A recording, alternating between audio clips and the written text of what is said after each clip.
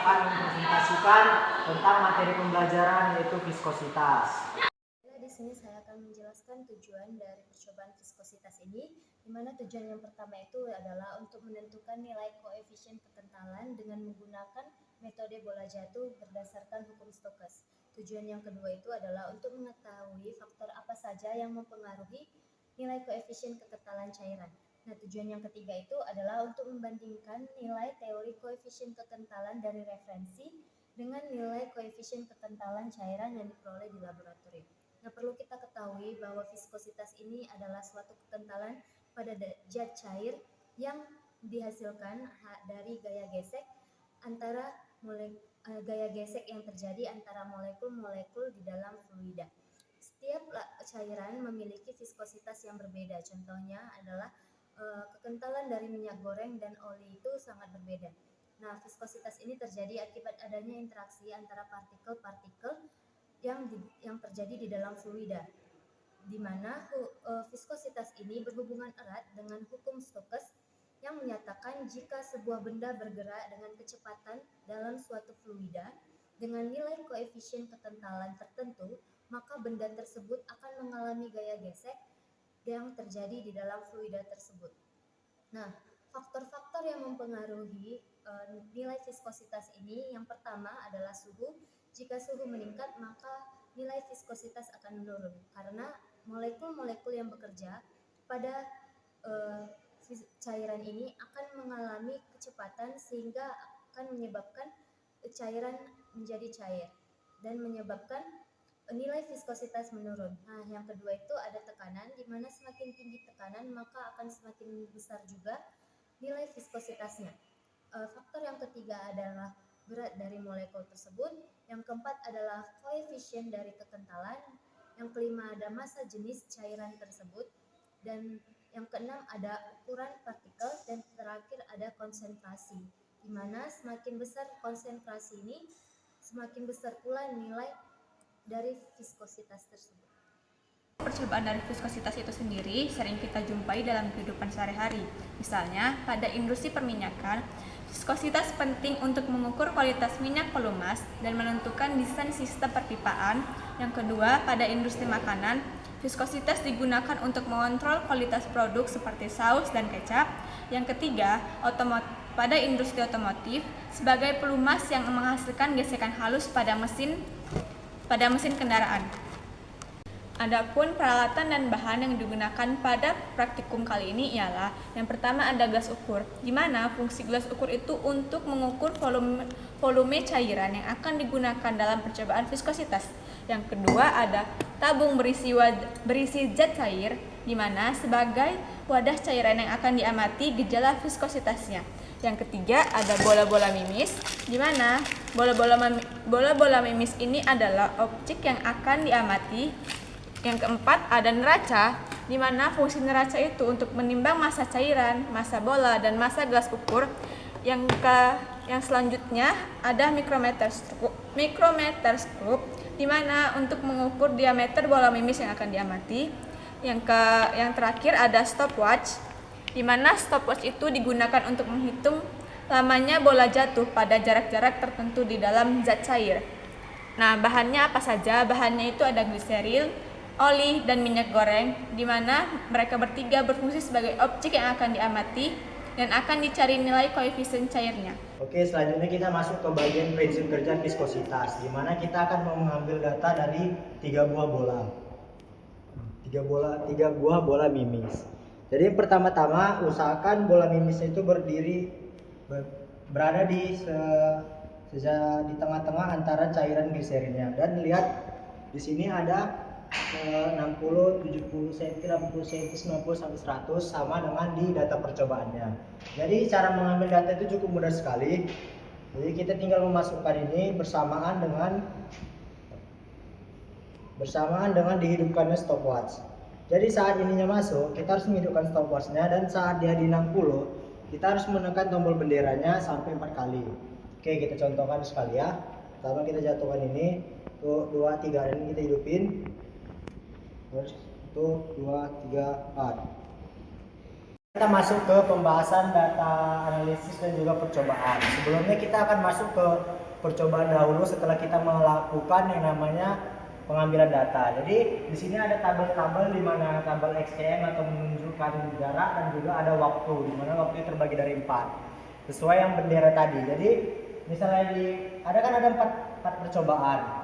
Jadi di 4 percobaan itu diletaklah, misalnya percobaan pertama itu di 60 detik dia berapa, di 60 cm dia berapa detik, baru di 70 meter dia berapa detik, itu. Begitu juga seterusnya, begitulah untuk data percobaannya. Oke, selanjutnya kita masuk ke bagian analisis data, yang dimana pertama itu membuat grafik, yang dimana nanti saat praktikum itu akan terlampir. Yang kedua kita akan membuat V0-nya atau dibilang slope-nya, dan yang ketiga akan mencari etap praktek, dan yang terakhir ada persen deviasi. Oke, dimulai dulu yang pertama. Cara mencari slope itu gampang, kita hanya tinggal menemukan 3 titik yang sama yang bisa diluruskan. Di sini kita melihat ada sumbu Y yang menunjukkan X atau cm dan sumbu X yang menunjukkan waktu. Jadi di sumbu Y ini kita tetap tidak berubah, sementara yang ini variabel yang berubah. Oke. Jadi itu permisalannya. Jadi permisalan di 60 ini yang pertama dia 1,2, berarti dia di sekitar di sini 1,2 diluruskan dengan sini. Begitu juga yang lainnya sampai yang kelima. Oke, setelah kita mendapatkan semuanya, kita mencari slope itu bagaimana? Mencari slope itu sangat mudah, yaitu kita akan tinggal membagikan dengan rumus V0 sama dengan delta Y per delta X, atau lebih mudahnya Y2 kurang Y1 per X2 kurang Y1, atau lebih mudahnya lagi Y2 nya itu adalah Y paling tertinggi, misalnya dia dari 100, dan Y1 nya itu yang paling rendah, itu 60, berarti misalnya 100 bagi 60 yang kita dapat, misalnya itu 3 titik yang tegak lurus, yang saling lurus. Begitu juga yang X, bisa jadi itu 5 kurang 1 atau 4 kurang 2 dan sebagainya, intinya berbalik. Setelah didapatkan slope-nya, masuklah kita ke analis data yang ketiga, yaitu analis data ketiga adalah menentukan etap praktek, di mana rumusnya sudah ada di modul nanti, di mana rumusnya sama dengan 2R kuadrat ini dari keliling bola mimis, baru rho B ini adalah massa jenis bola mimis, rho C ini adalah massa jenis dari si airnya, dan G nya adalah gravitasi, karena saat kita melakukan praktikum bolanya jatuh ke bawah, jadi ada gaya gravitasi yang berperan. Oke, selanjutnya di bawahnya ini ada 9 ya, bukan gravitasi, dan juga ini ada VI ini didapatkan dari nomor 2 tadi. Jadi kita tinggal masukkan doang dan dapatlah hasilnya untuk etap praktek. Oke, selanjutnya kita masuk ke terakhir, yaitu persen deviasi. Persen deviasi juga sangat gampang teman-teman. Pertama-tama kita harus tahu berapa itu etap praktek. Sementara kita ini memakainya sekarang kan gliserin. Jadi etap praktek gliserin itu adalah 1,5 Pascal. Jadi 1,5 Pascal dikurang etap praktek yang didapatkan dan dibagi 1,5 Pascal dikali 100%. Jadi itulah untuk mencari persen deviasi. Jadi apa itu persen deviasi?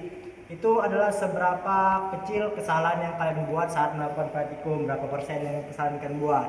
Bisa itu mungkin di bawah 20, atau mungkin itu bisa di atas 20, atau mungkin bisa di atas 100. Terakhir kita masuk ke bagian kesimpulan, di mana kesimpulan ini adalah jawaban dari tujuan. Yang itu tujuan pertama itu untuk menentukan koefisien kekentalan cairan secara praktek berdasarkan metode bola jatuh berdasarkan hukum Stokes.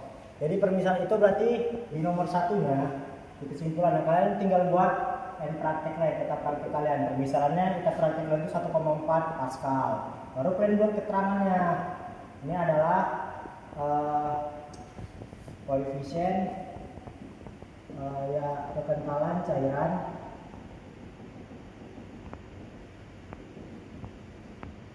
secara praktek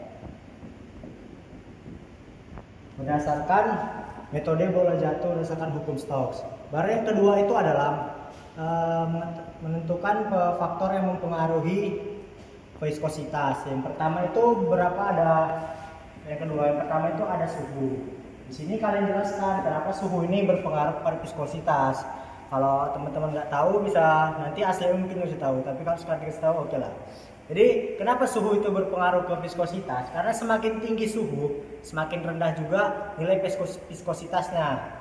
Biar kita ambil contohnya itu saat kita sedang memasak, misalnya kita masak telur atau masak apa yang pakai minyak lah. Jadi saat minyaknya dipanaskan, koefisien kekentalan itu mengurang, makin menurun karena semakin naiknya suhu. Itulah yang membuatkan semakin tingginya suhu, semakin rendah viskositas. Baru yang kedua itu ada tekanan. Dimana tekanan ini juga berbanding terbalik juga dengan viskositas. Dimana tekanan ini adalah semakin tinggi tekanan, maka semakin rendah juga viskositas. Kenapa demikian? Contohnya misalnya saat kita berkendara, saat kita mau ngisi oli kereta. Jadi oli itu merupakan salah satu aplikasi viskositas. Jadi di saat oli itu diberi tekanan oleh piston, dia itu akan lama-lama viskositasnya, molekul-molekulnya makin menyebar, yang membuat viskositasnya menjadi rendah. Oke, itulah mungkin beberapa dari faktor yang mempengaruhi viskositas. Lanjut, yang ketiga adalah membandingkan nilai teori dengan nilai praktek. Bagaimana caranya? Kita sangat gampang ya teman-teman. Yang ketiga itu dimana kan eta teorinya itu 1,5 dibandingkan dengan si eta prakteknya 1,4. Di sini 1, sini berapa? Kenapa di sini bisa 1? Karena ini dibagi 1,5 juga. Kalau misalnya ini 1 dibagi 1,5 juga, berapa hasilnya? Begitulah untuk mencari perbandingannya. Oke, yang terakhir mungkin ada saran, biasanya itu tergantung pada aslep juga. Itulah video yang bisa kami sampaikan, lebih kurang kami mohon maaf. Wassalamualaikum warahmatullahi wabarakatuh dan selamat siang. See you.